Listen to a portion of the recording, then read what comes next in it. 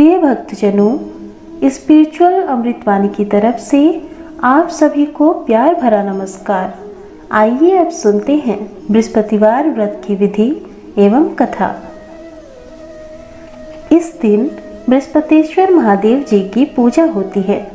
दिन में एक समय ही भोजन करें, पीले वस्त्र धारण करें, पीले पुष्पों को धारण करें। भोजन भी चने की दाल का होना चाहिए, नमक नहीं खाना चाहिए। पीले रंग का फूल, चने की दाल, पीले कपड़े तथा पीले चंदन से पूजा करनी चाहिए।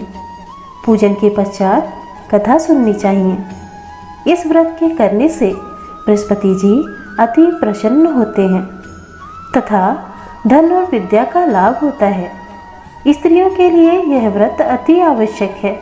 इस व्रत में केले का पूजन होता है। बृहस्पतिवार व्रत कथा। प्राचीन काल में एक बहुत ही निर्धन ब्राह्मण था। उसकी कोई संतान नहीं थी। वह नित्य पूजा पाठ करता, परंतु उसकी स्त्री बहुत मलिनता के साथ रहती थी। वह न स्नान करती और न किसी देवता का पूजन करती। प्रातः काल उठते ही सर्वप्रथम भोजन करती, बाद में कोई अन्य कार्य करती। ब्राह्मण देवता बहुत दुखी रहते थे। पत्नी को बहुत समझाते, किंतु उसका कोई परिणाम न निकलता। भगवान की अनुकंपा से एक समय उस ब्राह्मण की पत्नी गर्भवती हुई और 10वें महीने एक सुंदर कन्या को जन्म दिया। निर्धन ब्राह्मण कन्या के जन्म से बहुत दुखी हुआ। धीरे धीरे ब्राह्मण की कन्या बड़ी होने लगी। बचपन से ही उस कन्या की रुचि भगवान विष्णु की पूजा में थी। वह प्रातः उठते ही स्नान आदि करके भगवान विष्णु की पूजा करने मंदिर में जाती थी। बृहस्पतिवार को व्रत करके विधिवत पूजा पाठ करती थी। पूजा पाठ के बाद वह पढ़ने के लिए पाठशाला में जाती थी। घर से चलते हुए वह मुट्ठी भर जौ साथ लेकर जाती और पाठशाला के रास्ते में थोड़े थोड़े जौ गिराती जाती थी। जब वह पाठशाला से घर लौटती तो जौ के वह दाने सोने में बदले हुए मिलते थे। लड़की सभी सोने के दाने बीन लाती थी।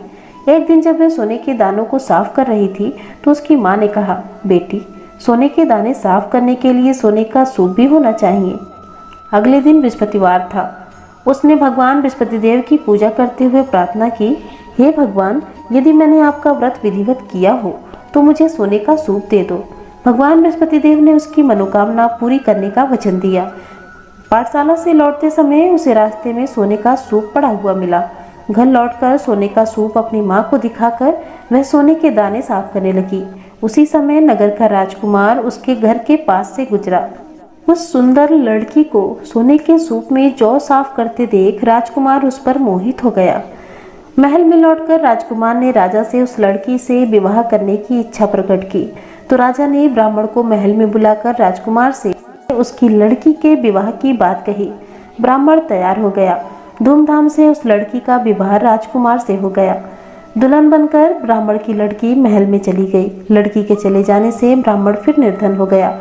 उसे कई कई दिन भोजन भी नहीं मिलता था। बहुत दुखी होकर ब्राह्मण एक दिन अपनी लड़की के पास गया। अपने पिता से निर्धनता का समाचार सुनकर उसे बहुत सा धन देकर पिता को विदा किया। उस धन से ब्राह्मण के कुछ दिन तो आराम से गुजर गए, लेकिन जल्दी ही फिर भूखों मरने की हालत हो गई। ब्राह्मण अपनी लड़की से धन लेने के लिए फिर महल में पहुंचा। लड़की ने पिता की बुरी हालत देखकर कहा, पिताजी, आखिर आप कब तक मुझसे धन लेकर जीवन यापन करेंगे?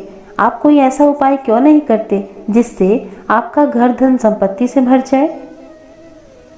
ब्राह्मण ने कहा, मैंने तेरी माँ को बहुत समझा लिया, पर उसकी समझ में कुछ नहीं आता। उसका फूहड़पन नष्ट हो तो घर की निर्धनता भी दूर हो जाए। तब कुछ सोचकर लड़की ने पिता से कहा, पिताजी, आप कुछ दिनों के लिए माँ को मेरे पास छोड़ जाओ। तब कुछ सोचकर ब्राह्मण पत्नी को लड़की के पास महल में छोड़ आया।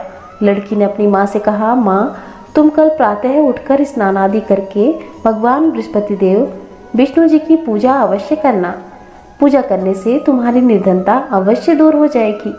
लेकिन उसकी माँ ने उसकी कोई बात नहीं मानी।